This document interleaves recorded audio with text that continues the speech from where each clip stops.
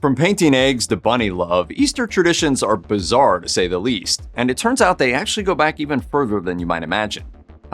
Easter, a Christian holiday celebrating Jesus rising from the dead, the Sunday after Palm Sunday and the third day after Good Friday, which comes after Maundy Thursday.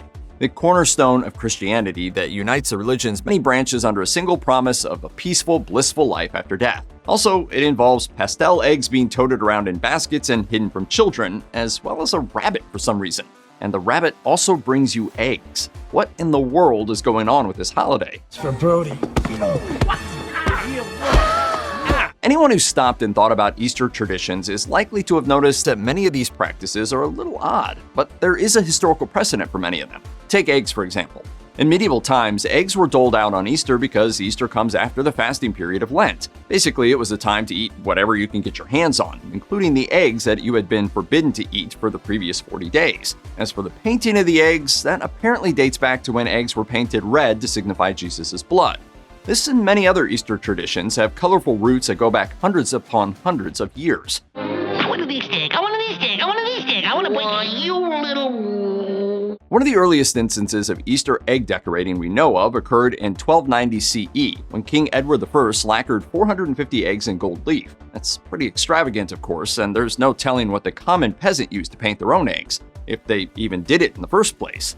14 years before that, in 1276 CE, Simon and Eleanor de Montfort purchased a staggering 3,700 eggs for their Easter celebration, though there's no mention of anyone painting them. As for the Easter egg hunt, historians have pointed to Martin Luther, the original 16th century Protestant, for hatching this particular plot. As the story goes, Luther took some painted Easter eggs and hid them as part of a biblically educational game for his church. The eggs were supposed to represent Jesus hidden from sight when Jesus' tomb was visited and found empty after his death. Other Easter traditions have fallen by the wayside in recent years. For instance, the rich used to give clothes to the less wealthy on Easter. While this isn't really done anymore, the tradition survives in Britain's Royal Maundy service, in which the monarch distributes symbolic silver coins to the elderly.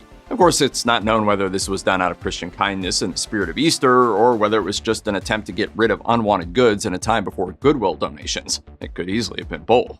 And then you've got Hawk Monday and Hawk Tuesday. This flirtatious English game would involve women tying up men in the streets on Monday and the reverse taking place on Tuesday. Each group would demand payment for release in the form of money and kisses, and the money was subsequently donated to the church. In some regions, a rope would be placed across a road like a toll booth. But here's the biggest question of all.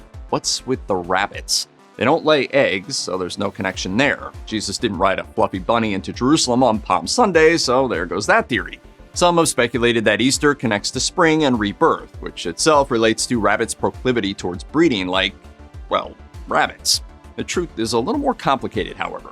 The significance of rabbits to human ritual far predates the life of Jesus and Easter traditions, medieval or otherwise. Rabbits were seen in ancient Rome as symbols of fertility related to Venus, the goddess of sexual desire. In 51 BCE, Julius Caesar even banned the eating of rabbits because of their religious importance. Rabbits have also been known to be given ritual burials, with this practice dating as far back as 4000 BCE. And rabbits went on to carry their pre-Christian significance into the Christian age, appearing frequently in medieval and Renaissance artworks. White rabbits, for example, were often paired in paintings with the Virgin Mary to symbolize her chastity.